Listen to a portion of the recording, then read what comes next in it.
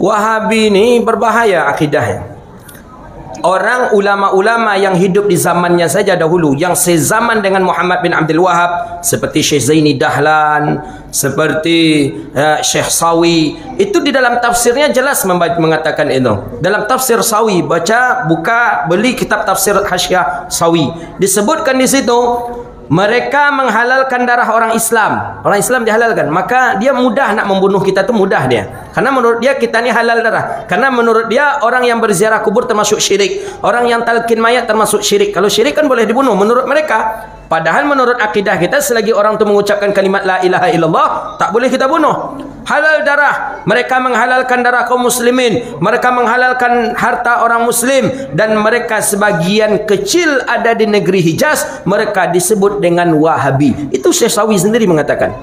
Kenapa Pak syubhat ini muncul? Karena diilhami dari sekian tokoh-tokoh panutan mereka, bahwa katanya dakwah Wahabi, dakwah Muhammad bin Abdul Wahab itu apa? Mengatakan, menegaskan siapa saja yang tidak mengatakan apa yang dikatakan oleh Muhammad bin Abdul Wahab, meyakini keyakinan yang diyakini oleh Muhammad bin Abdul Wahab, maka dia kafir, musyrik, dan halal darah hartanya. Na'udzubillah. Itu.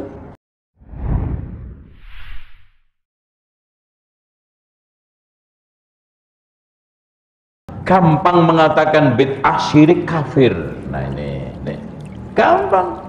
Oh, gampang bid'ah-bid'ahkan, ngafir-ngafirkan. Ini tadi.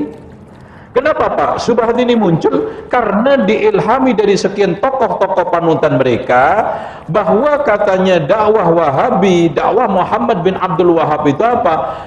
Mengatakan, menegaskan siapa saja yang tidak mengatakan apa yang dikatakan oleh Muhammad bin Abdul Wahab, meyakini keyakinan yang diyakini oleh Muhammad bin Abdul Wahab, maka dia kafir, musyrik, dan halal darah hartanya. Na'udzubillah. Itu aja. Makanya mereka dengan enteng. Padahal Pak, kalau masalah takfir atau menuduh orang bid'ah syirik, ini kan ada dua. Mengatakan secara umum, bukan nunjuk hidung. Masya Allah, di Al-Quran, di Al-Sunnah, bahkan Rasulullah SAW mengatakan, sibabul mu'min fusukun, menghujat seorang mukmin itu adalah kefasikan, wa qitaluhu kufrun, memerangi adalah kufur.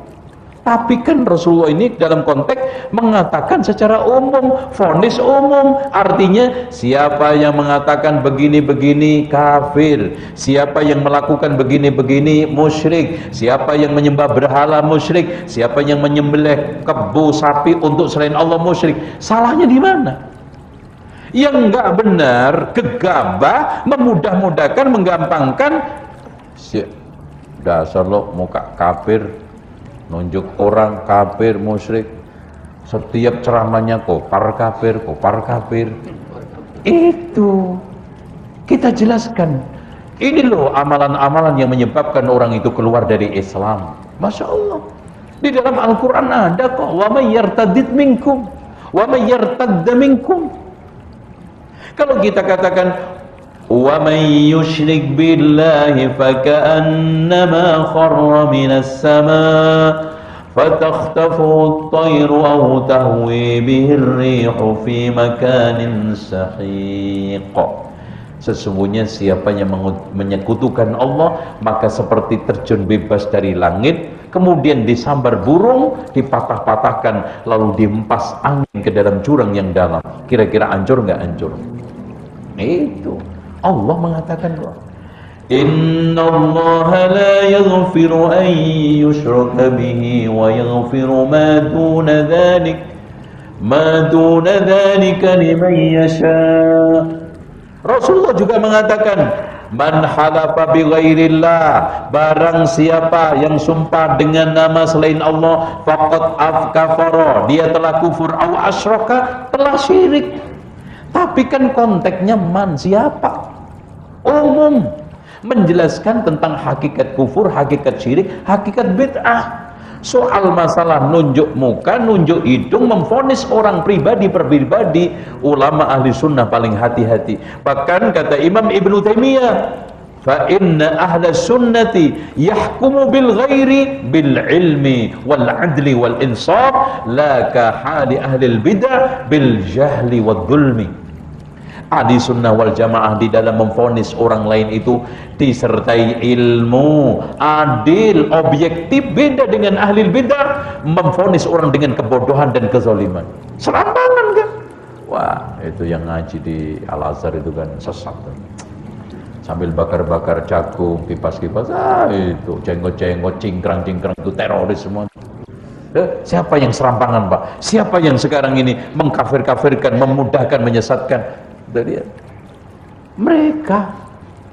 Wa idza marru wa idza innal ladzina ajramu kanu minal ladzina amanu yadhakun. Sesungguhnya orang-orang yang berpikir, berotak kriminal terhadap orang-orang beriman itu mengatakan, mengetawainnya, meledeknya, menghinanya.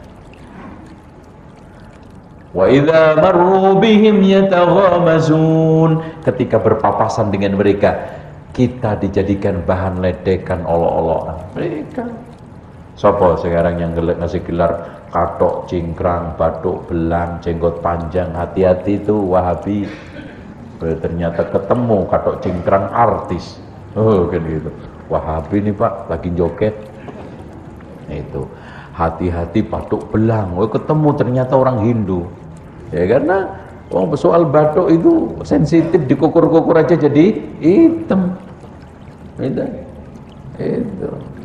Belum tentu ahli tahajud. Oh, panjang ketemu kambing Wahabi nih. Masya Allah Pak, antum ini. Padahal Nabi Yesus itu jenggotan enggak? Jenggotan. Nabi Yahya jenggotan enggak? Jenggotan. Nabi Musa jenggotan enggak? Nabi Harun Pak, ketika dibanting sama Nabi Musa, mau dibanting, dipegang apa? Jenggotnya. Dan Nabi Harun sendiri mengatakan apa? La ta'khud bilihyati, jangan kamu ambil jenggotku wahai Musa, wala biroksi, karena mau dibanting begini Pak, mau dibanting gitu. Karena Nabi Musa nggak tahan masa.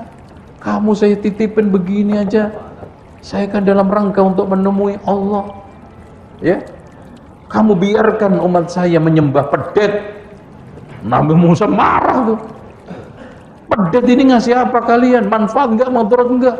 Cak ini tanting itu jenggotnya sama kepalanya, mau dibanting. Ternyata Nabi Musa langsung ini. Dengarkan wahai kakanda, saya takut mereka mengatakan begini begitu, artinya merusak, memfitnah, makanya saya biarkan sampai engkau datang. Akhirnya dia juga sadar, ya Allah, adik saya si ibu nggak berdaya menghadapi mereka karena mereka memang begini-begini. Karena udah, akhirnya Musa Samiri dipanggil. Udah.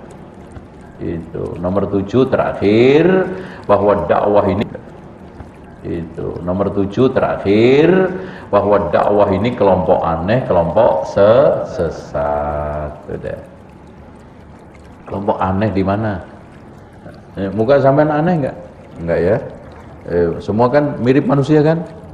Nah, alhamdulillah untuk tubuhnya enggak ada yang aneh. Kok aneh-aneh mungkin bajunya, karena di tengah orang-orang baju pakai semi telanjang, bahkan kadang-kadang telanjang.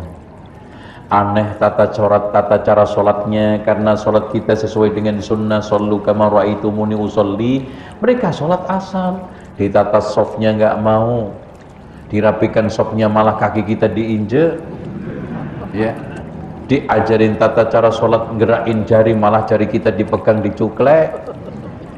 Itu ketika kita katakan bahwa amalia sunnah kepada kematian itu cukup, antum sekarang mandikan, kafani, sholat kubur, habis itu doakan. Aneh, karena mereka habis kematian langsung nyembelih kambing, syukur ada sapi, syukur ada kebu. Bahkan subhanallah habis-habisan Pak, si mayit sudah punya utang, sakit-sakitan karena katanya si dukun salah bangun rumahnya, ngadepnya salah. Akhirnya ngutang ke bank, dirubah ngadepnya. Setelah selesai mati. Subhanallah, udah dapat utang dari dapat utangan dari bank, mati. Masya Allah, kambing tinggal sisa 2, ayam 3 disembelih. Habis, ya Allah. Makanya kalau istilah mudin di kampung itu orang susah seneng untung ya satu ini. Seneng kawin untung, susah mati juga untung. Itu yang aneh, Pak. Aneh karena masalah-masalah kaitannya dengan amaliyah ibadah. Ketika puasa nggak mau ngabuburit, ketika puasa dia pakai sumuli ru'yatihi karena mungkin mereka melakukan berbagai macam muqaddimah, ada patusan, ada unggah-unggahan, ada apa lagi? Wah, macam-macam. Itu yang mereka anggap aneh. Kalau memang seperti itu, antum jangan minder. Karena kita itu akan terasing. Karena satu, kita konsisten terhadap Islam. Kita dianggap ini aneh, terasing karena kita tidak basa-basi di dalam beragama. Gitu. Dan kita dianggap aneh dan terasing. Yang ketiga, karena kita tidak pernah mengatakan kecuali yang hak, batil yang batil, halal ya halal, haramnya apa adanya. Itu makanya dikatakan asing. Maka betul kata Rasulullah, bada'al islamu ghariban, Islam dulu itu berawal dianggap asing, dalam bahasa mereka itu aneh, fasayaudu ghariban kama bada, dan akan kembali dianggap asing, aneh. Siapa yang mereka yang aneh? Kata Rasulullah, unasun sadihun fi unasi su'in kathir man ya'sihim aktsaru mimman yuti'uhum. Manusia yang soleh hidup di tengah orang yang jelek banyak sekali, yang membangkang, yang memusuhi, yang membantah lebih banyak daripada yang mentaati. Itu yang namanya orang aneh. Aneh mereka an-nuzza' minal qabail, dari beberapa tempat, komplek A, komplek B, datang ya segini nih. Coba kalau selawatan, ludak sampai sana. Pakai tenda pun masih banyak. Itu nuzza, ya, petilan beberapa segelintir dari kelompok-kelompok dari kampung-kampung. Makanya isbir 'ala sunnah, sabar di atas sunnah. Karena inna min waraikum ayyamus sabr, di belakang kalian kata Rasulullah akan ada hari-hari penuh dengan butuh kesabaran. Al-qabidu 'ala dinikal qabid 'ala jamrah, orang yang memegang agamanya seperti memegang api. Gitu loh, Pak. Clear? Assalamualaikum warahmatullahi wabarakatuh. Sampai jumpa kembali di World Islam Channel.